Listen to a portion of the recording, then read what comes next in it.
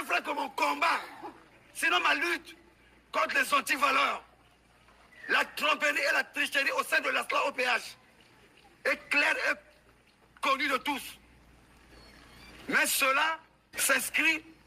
dans le souci du développement et du renommement de notre très cher ASLA OPH, l'abus de l'OPH prôné par le grand maître de l'OPH, Guy-Émile Houphouët-Boigny.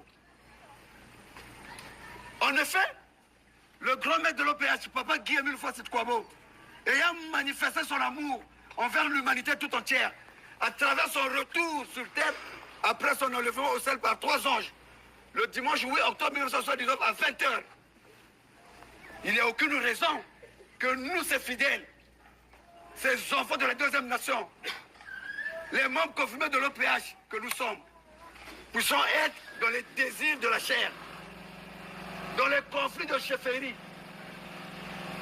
dans la magie, dans les abus de tout genre, la tromperie,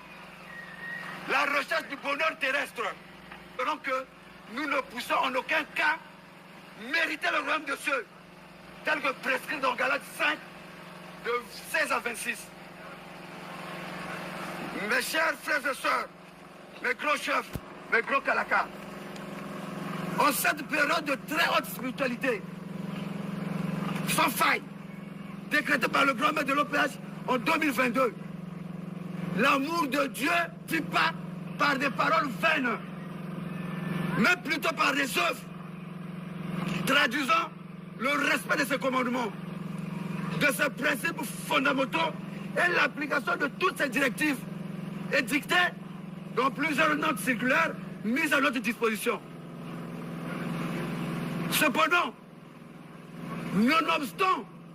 les enseignements, les directives du grand maître de l'OPH et les exhortations des éminents prédicateurs de l'ASLA OPH, nombreux des frères et sœurs ne cessent de sombrer dans des pratiques indignes, inappropriées et de nature à ternir l'image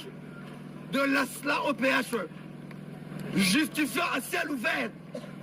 leur appartenance dans le corps des enfants de Satan,